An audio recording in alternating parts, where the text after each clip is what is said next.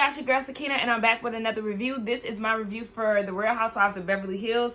This is season 13, episode 15. So let's go ahead and get into it. But wait a minute, I kind of want to get into my bun because I'm feeling real, I don't know. But you know what? This is actually giving WAP. Anyway, now. Anyway, yeah, let's go ahead and get into this review.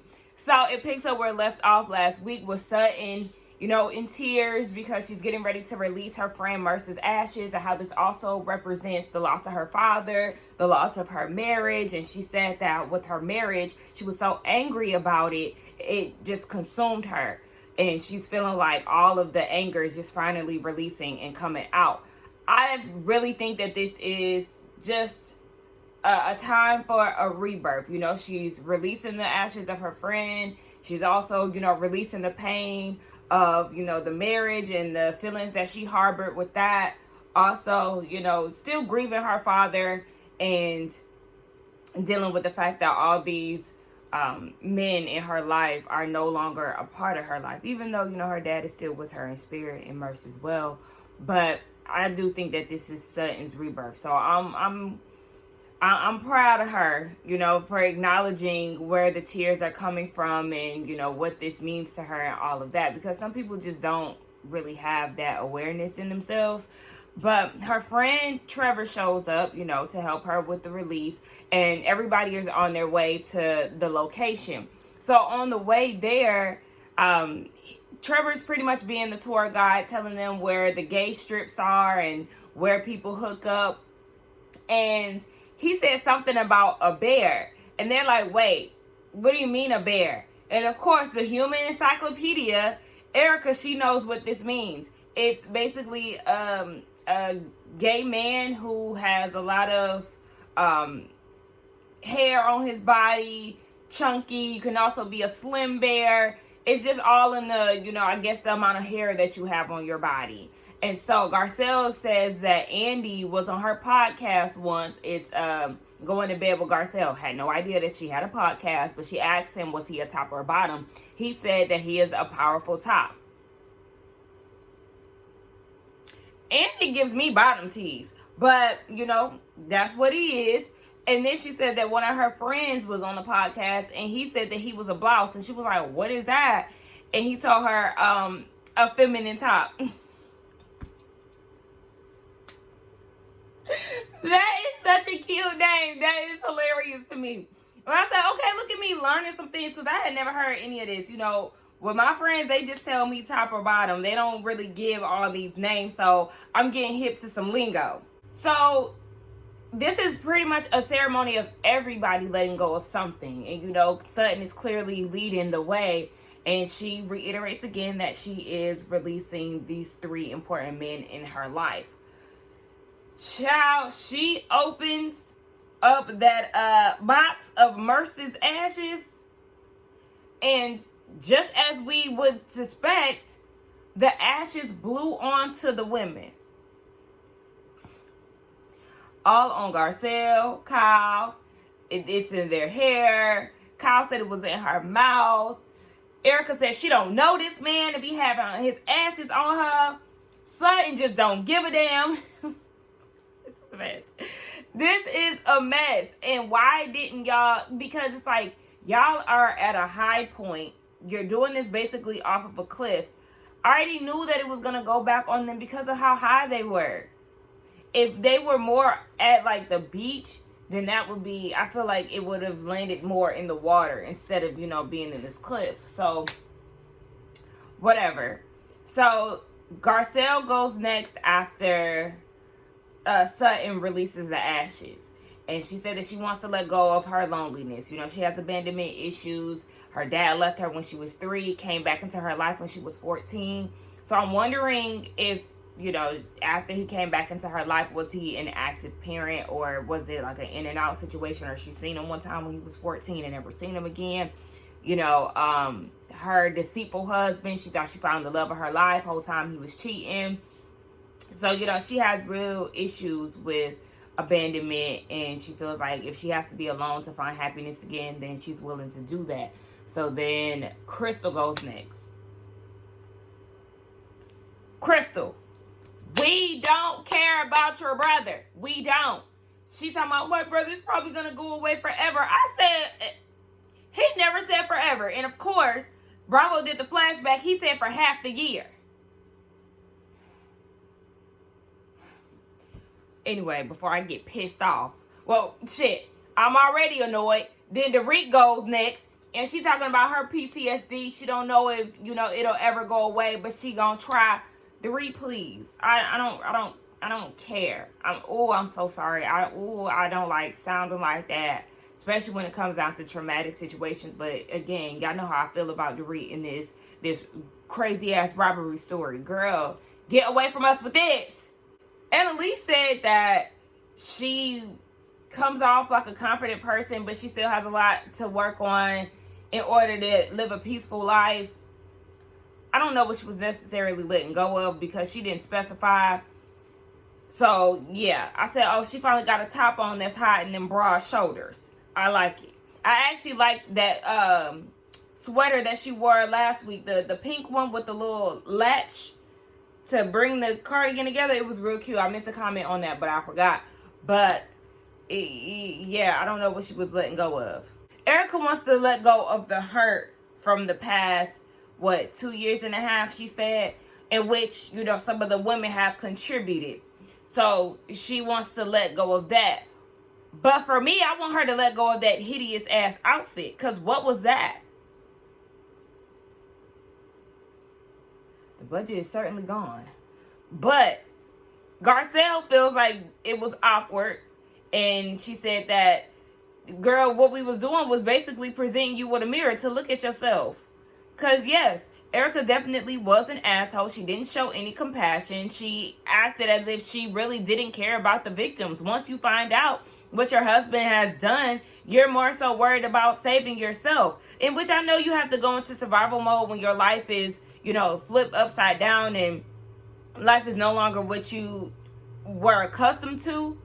But, yeah, you definitely basically gave the victims your ass to kiss, Erica. So I need you to, you got that part out. Now, I don't want to hear about it no more, but I know they're supposed to be talking about it at some point because she said she don't trust them, but I'm getting ahead. So then Kyle goes and she says she wants to let go of the guilt of feeling like she could have done something different to basically save her best friend. And, the situation with her sister and the situation with the group.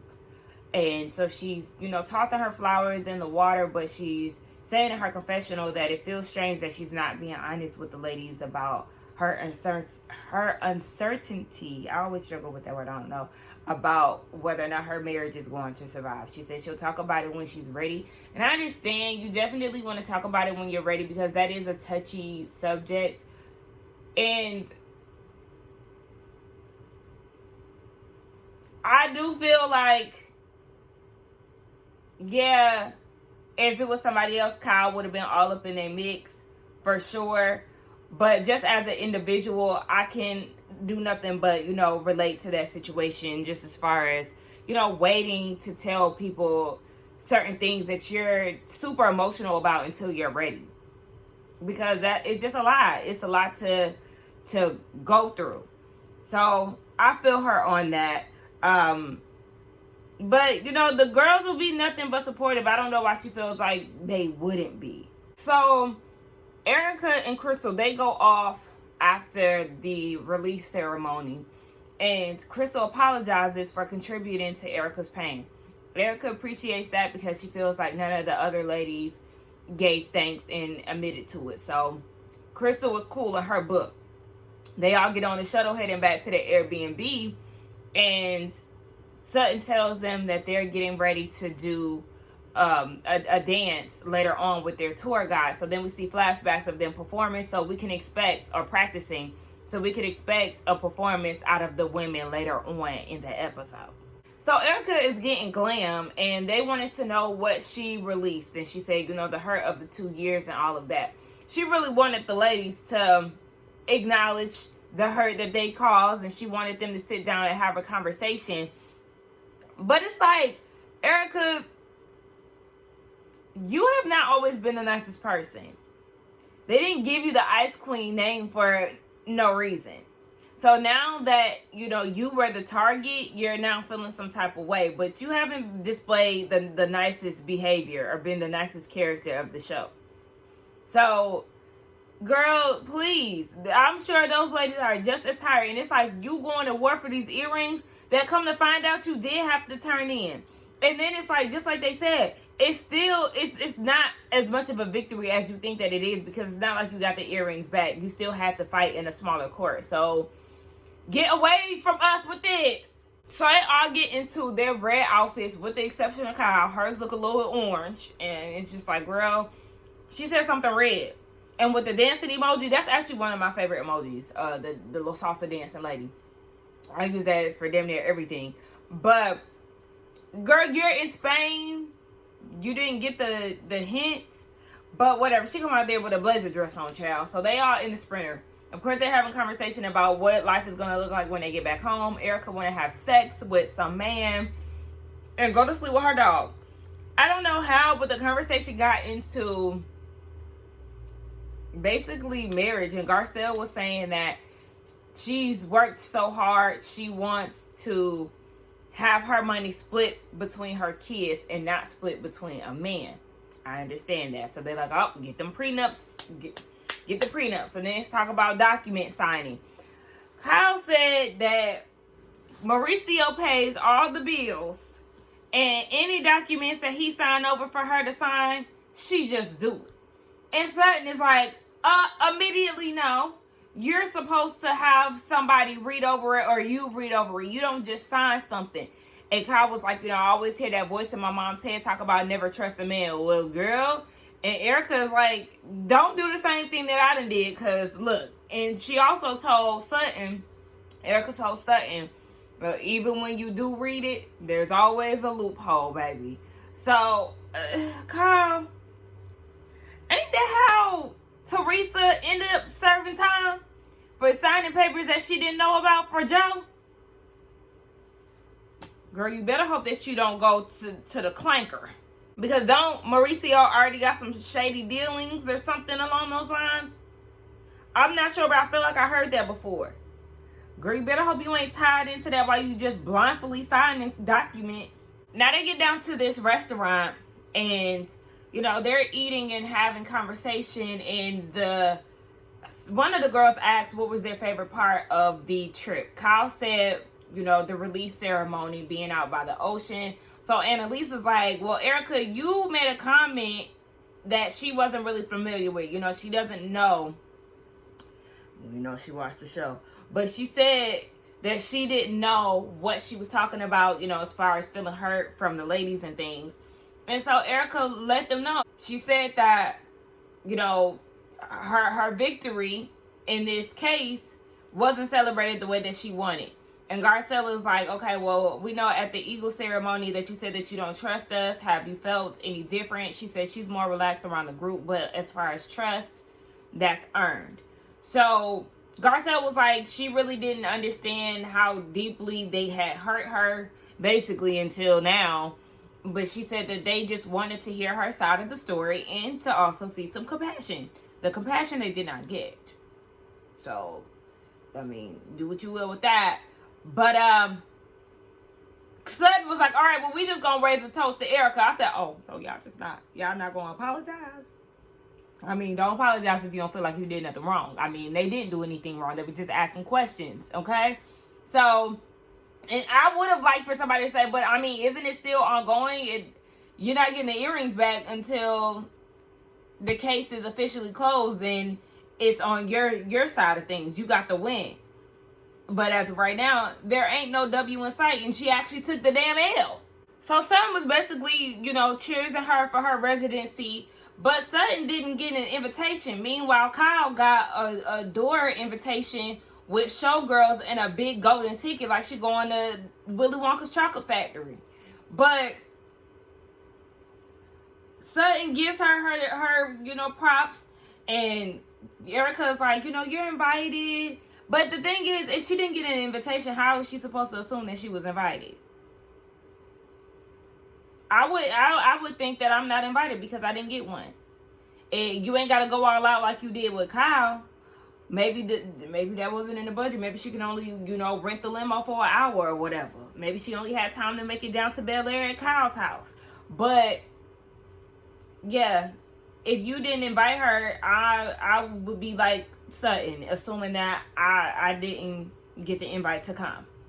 So the ladies get on stage and they perform. Sutton gets emotional in her confessional because she feels like, this is her family. She loves the ladies. Yeah, and just like any other family, the group has problems and whatnot. So I'm just interested to get to the reunion, to be honest. This episode was boring. Okay? It was boring, and I already done had 3 nights in a row of just terrible sleep. I thought about not even doing this, putting reviews out today and just, getting some rest, because I have not been sleeping well at night. And when that happens, I typically sleep better through the day, but I don't want to start throwing off, my sleeping pattern, because I have a very all over the place sleeping habit. So anywho, they get back to LA. What happened? Dorit comes over to Sutton's house. And they talk about where her relationship stands with Mauricio. She said that she had been doing counseling, and at that point, he joined into the sessions as well. Dorit wants to know how that went, and she was like, I don't know. Because the thing is, they are having issues in their marriage. Kyle is the one to vocalize it and, be fiery and things of that nature, where Mauricio just wants to be the peacemaker. He likes to not really speak so much on things, but she feels like that's an issue because you're not communicating how you really feel. And that's fair, because arguments in relationships is normal. Sometimes it's needed, it's all about how you resolve the issue. But if you just gonna continue to be the peaceful man, then you're not really getting out how you really feel, because it's almost as if you're sweeping how you truly feel under the rug. So she was talking about how he travels a lot too, and that kind of takes away from the relationship. Dorit can identify with that too. And Kyle sees all the time and effort that he puts into the agency. If there's an issue with the agency, then he's doing whatever he can to fix it. And she feels like she's had his back and been supportive of him since day one. And when she's telling him, like, hey, we have real issues, she would like to be a priority, and she's not feeling like that. And she feels like he thinks, okay, over time, this, Kyle is going to be straight, she'll get over it. And she's like, nah, if you can't be a part of this, then we're not going to survive. She's really going through it with her husband. And like I said, I do understand why it's taking her a while to really talk to the women about it, especially when you have the media in your business. I mean, you're on a reality show, so that is what it is. You got the media and the audience spectating. You got your cast doing the same. It's just a lot to take in, and sometimes you just want to deal with stuff by yourself, especially because you don't want to hear other people's opinions, and you want to make sure that, what you're doing is the right decision for you. What you say, you want to be careful with those things. So I do understand why Kyle is taking her time with letting these women know that. Sometimes you got to go through certain things to understand where somebody else is coming from. So, yeah. That was my review on the Housewives of Beverly Hills. Y'all let me know what y'all thought about the episode along with the review. Don't forget to like, comment, and subscribe to my channel, and I will see y'all in the next one. Bye.